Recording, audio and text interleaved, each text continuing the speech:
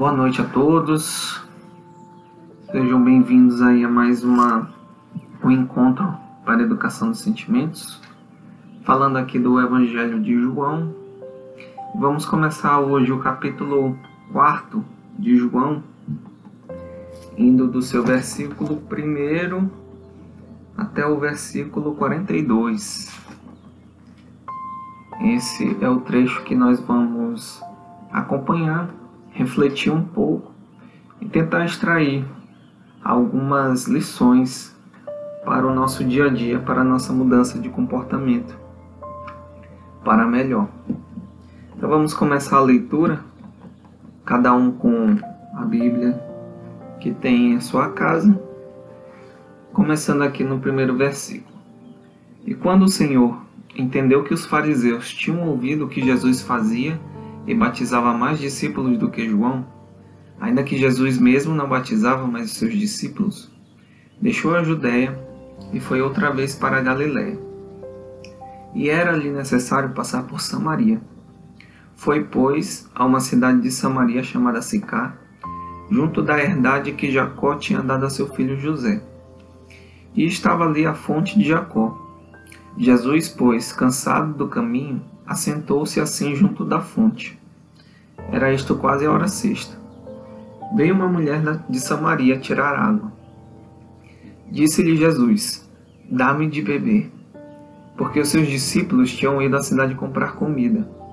Disse-lhe, pois, a mulher samaritana: como sendo tu judeu, me pedes de beber a mim, que sou mulher samaritana? Porque os judeus não se comunicam com os samaritanos.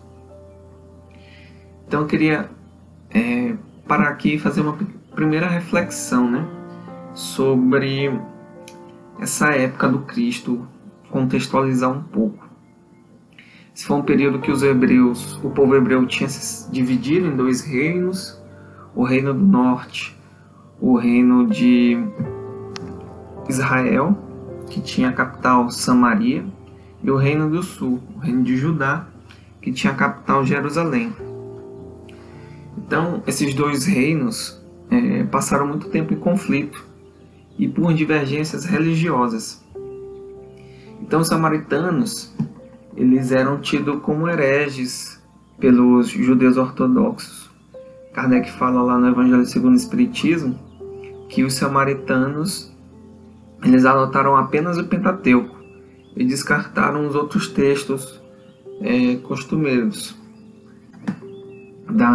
sobre a Torá. Então, Jesus, ali naquela situação, se encontrando com uma samaritana, e se dirigindo a ela para conversar, causa um grande espanto nessa mulher. Primeiro por ser ela samaritana e ele um judeu, que já tinha essa divisão aí de povos. E segundo, por ela mesma ser mulher, porque vivia num tempo onde os costumes eram muito rígidos, muito restritivos para as mulheres. Não se podia dirigir a palavra a um homem assim, dessa maneira. Então, para ela foi um espanto. Como é que Jesus se dirigia a uma samaritana? Um judeu se dirigia a uma samaritana. E aí, eu faço essa reflexão aqui dessa quebra de preconceitos que Jesus faz, Porque o natural era que os judeus desprezassem um samaritano, mesmo sem saber da sua origem, do seu comportamento, se ele era bom, se ele era ruim, se ele seguia a Deus, os princípios de bondade. E isso porque os seus líderes assim falavam desse outro povo. Aquele povo herege, aquele povo, ele não segue a Deus verdadeiramente. Isso me faz pensar nos dias de hoje, quando a gente escuta isso de outras pessoas, quando alguém nos chega falando de alguma pessoa que nós não conhecemos. E podemos ter essa situação, né? De acabar nos armando contra alguém que a gente nem conhece, de que a gente só ouviu falar e não se permite conhecer a pessoa direito. Pode ser até que ela seja ruim mesmo, mas a gente não se permite isso, já cria certos preconceitos antes de ouvir o outro lado. Isso está sendo muito comum nos dias de hoje, em que nós temos grupos se formando por questões ideológicas, e aí não abre espaço para ver o que o outro tem para dizer. Já define um conceito para aquela pessoa, já cria um estereótipo e cria essa barreira, né, de relações. E me faz pensar também quantas vezes nós não acabamos propagando esse tipo de ideia nas nossas relações cotidianas. Quantas vezes nós não podemos acabar com uma relação que nem sequer começou porque nós falamos de uma pessoa para outra, já falando mal dela, dizendo todas as suas características ruins. E a gente fazendo isso já cria essa barreira a um terceiro que começa a pensar também do outro. Então essa passagem me fez pensar nessa situação, como agir, né? Diante de alguém que nos fala mal de uma pessoa, e também tentar evitar, né, esse tipo de comentário, a não ser que seja realmente em benefício do próximo. É uma coisa que há de se evitar. Prosseguindo aqui no texto.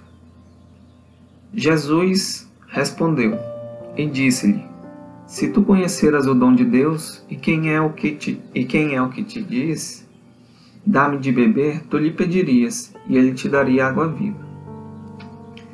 E esse trecho me faz pensar também nessa situação, a samaritana na situação de dar de beber e Jesus pedindo, sendo que Jesus é quem tinha mais condições de dar coisas muito superiores do que simplesmente água para aquela mulher. E aí eu fico pensando, quando nós estamos lá no nosso exercício de caridade, em que nós, como samaritanos, achamos que, como essa samaritana, achamos que estamos na posição de dar, sendo que é aquela pessoa que está recebendo o nosso auxílio, que está nos dando uma oportunidade de exercer a caridade verdadeiramente, sem interesse, só pensando no bem do próximo. É claro que tem situações em que fica muito mais fácil praticar essa caridade. Quando vamos a campanhas, né, de auxílios de assistência social, estamos no centro espírita. O difícil é perceber isso no nosso dia a dia, quando alguém qualquer vem pedir o nosso auxílio.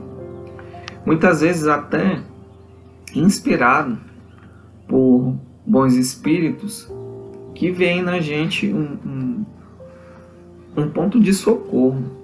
E muitas vezes a gente acaba, como eu posso falar, não correspondendo às expectativas, né, de quando nos mandam essas pessoas precisando de auxílio. Então vamos pensar nessa situação da caridade, em que aquele que pratica a caridade também está recebendo essa água viva do Cristo, essa oportunidade de ser melhor. Continuando aqui no versículo 11. Disse-lhe a mulher: Senhor, tu não tens com que a atirar, e o poço é fundo. Onde, pois, tens a água viva? És tu maior do que o nosso pai Jacó, que nos deu o poço, bebendo ele próprio dele, e os seus filhos e o seu gado? Jesus respondeu e disse-lhe: Qualquer que beber desta água, tornará a ter sede. Mas aquele que beber da água que eu lhe der, nunca terá sede, porque a água que eu lhe der, se fará nele uma fonte de água que salte para a vida eterna. Aqui vou fazer uma outra pausa para a gente refletir esse trecho aqui. A água do poço que a mulher estava tirando era uma água parada. A água que Jesus oferece a ela é uma água viva. E a samaritana parece não perceber a profundidade do que o Cristo quis dizer quando falava em água viva. Ela estava realmente achando que era uma água material. Não percebia a profundidade espiritual das palavras do Cristo. Aquela água parada do poço, ela nos remete àquilo que nos mantém estagnados na nossa inferioridade. Essa água do poço, ela sacia, representa o que mata os nossos desejos materiais. E esses desejos não têm fim, eles são sempre renovados. É o desejo pelo dinheiro, é o desejo pelo status, é o desejo pelo poder, pelo reconhecimento social. Então, esses desejos, quando a gente atinge um certo ponto que a gente queria, parece que esse desejo se renova e a gente nunca fica saciado. Então, essa é a água do poço. É a água dessa prisão na matéria. A água viva do Cristo, que é uma água corrente, ela mata a sede do Espírito. Ou seja, ela vai matar esses males morais, não os males do corpo físico. E à medida que nós vamos matando esses males com esta água viva, eles não nos voltam mais a assombrar. É aquela lei do progresso que tem lá no Livro dos Espíritos. Se a gente já supera, por exemplo, a inveja não vai mais nos atormentar. Quando nós virmos alguém com algum bem que nós não temos, em alguma situação melhor do que a nossa, se nós não tivermos mais inveja, aquilo não vai nos afetar de forma alguma. E esse tormento é que a água viva sacia. Essa água viva nada mais é do que viver a lei divina, que pode ser resumida na lei de justiça, amor e caridade. É ela que nos impele a agir em prol do próximo e de ser útil aos nossos semelhantes. A gente, quando estuda a escala espírita e é apresentado a classe dos espíritos puros, da qual Jesus faz parte, a gente sabe que eles não têm mais essa sede da água material. Porque no Livro dos Espíritos, e eu vou trazer aqui, ele diz que os espíritos puros de primeira ordem nenhuma influência sofrem na matéria. Tendo alcançado a soma de perfeição de que é suscetível a criatura, não tem mais que sofrer provas nem expiações. Não estando mais sujeito à reencarnação, em corpos perecíveis, realizam a vida eterna no seio de Deus. Ou seja, tomaram da água viva. Eles nunca mais vão ter sede, eles nunca mais vão sofrer os tormentos que nós, espíritos imperfeitos, ainda sofremos, dos nossos vícios morais, desse nosso desejo pelas coisas materiais ainda. Continuando aqui no versículo 15 agora.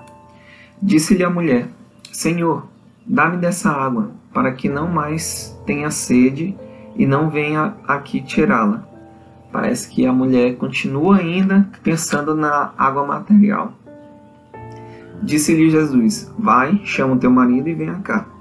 A mulher respondeu e disse: Não tenho marido. Disse-lhe Jesus: Disseste bem, não tenho marido. Porque tiveste 5 maridos, e o que agora tens não é teu marido. Isto disseste com verdade. Disse-lhe a mulher: Senhor, vejo que és profeta. Então aqui, só depois que Jesus demonstrou as suas capacidades espirituais e demonstrou que conhecia a vida íntima da mulher, é que ela começa a perceber que aquele homem não era um homem qualquer, era um profeta. E ela começa a vislumbrar do que realmente ele era capaz ali de entregar a ela, né? Com essa água que ela poderia receber dele. Continuando no versículo 20. Nossos pais adoraram neste monte, e vós dizeis que é em Jerusalém o lugar onde se deve adorar. Disse-lhe Jesus: Mulher, crê-me que a hora vem em que nem neste monte, nem em Jerusalém, adorareis o Pai. Vós adorais o que não sabeis. Nós adoramos o que sabemos, porque a salvação vem dos judeus. Mas a hora vem, e agora é, em que os verdadeiros adoradores adorarão o Pai, em espírito e em verdade, porque o Pai procura a tais que assim o adorem. Deus é espírito, e importa que os que o adorem em espírito e em verdade. A mulher disse-lhe: Eu sei que o Messias, que se chama Cristo, vem. Quando ele vier, nos anunciará tudo. Jesus disse-lhe: Eu o sou, eu que falo contigo. Esse trecho aqui, Jesus revela para a gente sobre adoração. Esse verdadeiro sentido de adorar, que não depende de um local próprio, não depende de uma fórmula, de um ritual. Essa verdadeira adoração que a gente descobre lá no Livro dos Espíritos para Deus é fazer bem ao próximo. E isso independe de local. Essa que é a verdadeira adoração. A melhor forma de adorar a Deus. Não é passar o dia em oração. Não é fazer oferendas. É realmente ir no campo de batalha, ajudar o próximo. E a luta mesmo. Até porque eu trago aqui também um trecho de essa obra Brasil, Coração do Mundo, Palavra do Evangelho, uma passagem muito bonita, assim, quando Jesus vem fazer uma das suas visitas à Terra. A gente estava conversando com Eliu, e como ele não estava gostando da situação do povo em guerra, e o Eliu era a época das cruzadas, e o Eliu tenta amenizar um pouco a situação. Ele fala o seguinte: devemos considerar que os príncipes cristãos, empreendendo as iniciativas daquela natureza, guardavam a nobre intenção de velar pela paisagem deliciosa dos lugares santos. Aí Jesus veio: mas qual lugar na terra que não é santo? Em todas as partes do mundo, por mais recônditas que sejam, paira a bênção de Deus, convertida na luz e no pão de todas as criaturas. Então esse trecho aqui do Evangelho de João reflete isso. A verdadeira adoração é em espírito, é de homens ajudando homens, uns ajudando aos outros, os seus semelhantes. Não importa o lugar, não importa como, o importante é ajudar o próximo. Continuando no versículo 27. E nisto vieram os seus discípulos, e maravilharam-se de que ele estivesse falando com uma mulher. Todavia, nenhum lhe disse: que perguntas? Ou, por que falas com ela? E aqui esse trecho reforça, aquela ideia do costume da época, que era incomum uma mulher a sós conversando com um homem. Era bem estranho para o costume deles. Continua no versículo 28. Deixou, pois, a mulher o seu cântaro, e foi à cidade, e disse àqueles homens: vinde, vede um homem que me disse tudo quanto tenho feito. Porventura não é este o Cristo? Saíram, pois, da cidade, e foram ter com ele.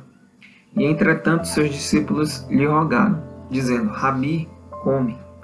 Ele, porém, lhes disse: uma comida tenho para comer, que vós não conheceis. Então os discípulos diziam uns aos outros: trouxe-lhe porventura alguém algo de comer? Jesus disse-lhes: a minha comida é fazer a vontade daquele que me enviou e realizar a sua obra. Então Jesus novamente, assim como não é a água material que alimenta o espírito, não é a comida material também que alimenta o espírito. O verdadeiro alimento espiritual, aquilo que vai nos dar energia para o progresso, é o trabalho na obra divina, na obra da caridade. Então, esse trecho aqui também me remete à escala espírita, quando fala ali da ordem dos bons espíritos. Essa parte que ele fala da realização da obra de Deus. Vou falar aqui. As características dos bons espíritos: predominância do espírito sobre a matéria, desejo do bem, São felizes pelo bem que fazem e pelo mal que impedem. O amor que os une lhes é fonte inefável ventura, que não tem a perturbá-la nem a inveja, nem os remorsos, nem nenhuma das más paixões que constituem o tormento dos espíritos imperfeitos.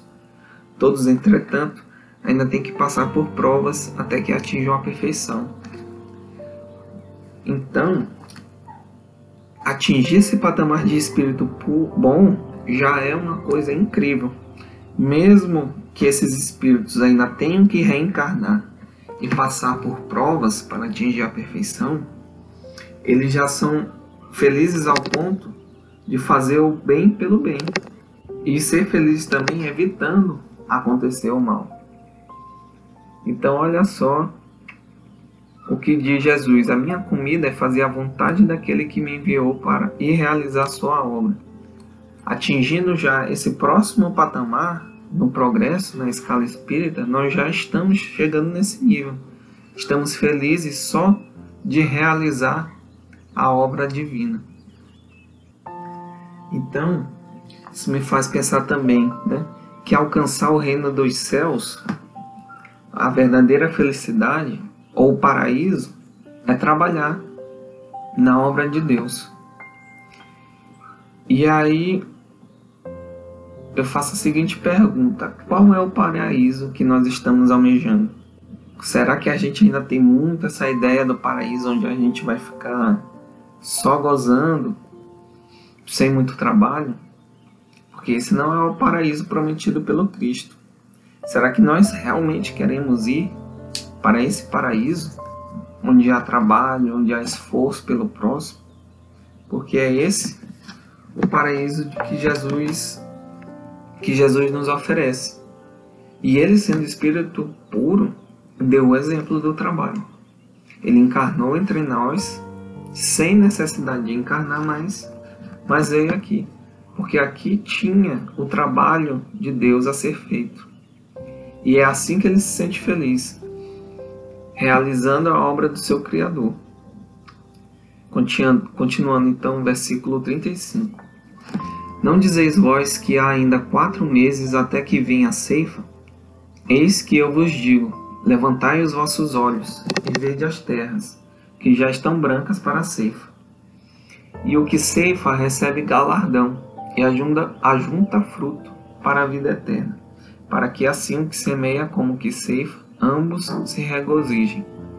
Porque nisto é verdadeiro ditado, que um é o que semeia e outro o que ceifa. Eu vos enviei a ceifar, onde vós não trabalhastes, outros trabalharam, e vós entrastes no seu trabalho. Então Jesus está convocando aqui para o serviço que tem que ser feito. E é para a colheita que ele nos chama, porque antes dele já vieram outros a semear, ou seja, já vieram preparando o terreno, já vieram trazendo ideias da vida futura, da vida após a nossa atual encarnação. Então, esse terreno vem sendo preparado ao longo dos séculos, para que as nossas gerações, aceitem com mais facilidade que essa não é a nossa única vida. Nós já tivemos vidas anteriores e teremos vidas futuras. Aqui não é o nosso fim. Aqui é só uma etapa para a nossa evolução. E também dá para perceber aqui essa visão de longo alcance que tem o Cristo. Ele não procura resultados rápidos, fáceis, porque eles não são alcançados dessa forma. Então não adianta a gente ficar ansioso também atrás de resultados rápidos. Nós temos que ter essa visão de longo prazo, de que as coisas não vão chegar de repente, sem trabalho, sem esforço. Mas nós temos que começar a definir pequenas metas e ir cumprindo-as, fazendo pequenas melhorias diárias. Esse é o nosso trabalho, nós temos que fazer.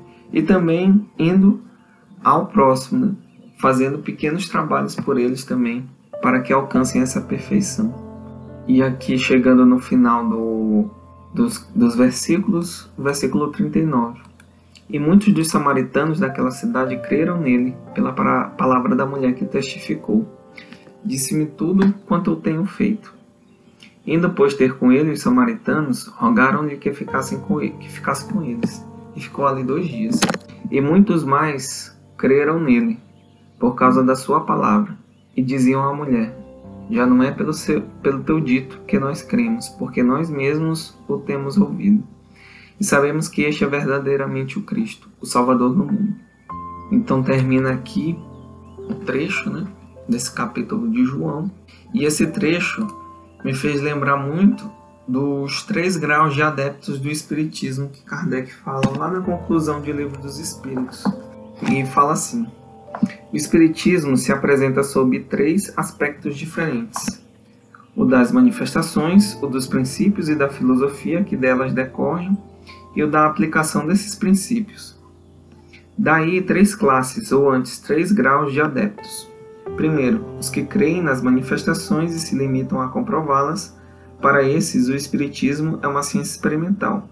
Segundo, os que lhe percebem as consequências morais. E terceiro, os que praticam ou se esforçam por praticar essa moral. E aí me fez lembrar isso pela situação. Alguns samaritanos creram em Jesus pela palavra da mulher, outros foram ter com Cristo e passaram a crer nele depois de tê-lo ouvido. Então, conhecer o Espiritismo, que é o cristianismo redivivo, nós podemos passar por esses estágios aí, de conhecer o Espiritismo só pelo lado das manifestações, ou então tentar procurar uma coisa mais profunda, que é tirar essa moral que vem da filosofia espírita, e que nos aproxima mais do cristão ideal. Então esses samaritanos aqui, depois de terem ouvido a mulher, foram buscar o Cristo. E eles passaram a crer no Cristo, não só pelo que foi dito, porque eles conseguiram ver verdadeiramente quem era o Cristo. Então, quando a gente passa a praticar a moral do Espiritismo, que é a mesma moral cristã, nós nos tornamos verdadeiros espíritas, nós passamos a saber quem é verdadeiramente o Cristo. E conhecer o Espiritismo é conhecer o Cristo, que ele é o nosso guia e modelo. Então, essas foram as reflexões que eu trouxe hoje. Espero ter contribuído para a nossa educação sentimental, que essas palavras possam provocar reflexões sobre o que nós podemos mudar em nós mesmos.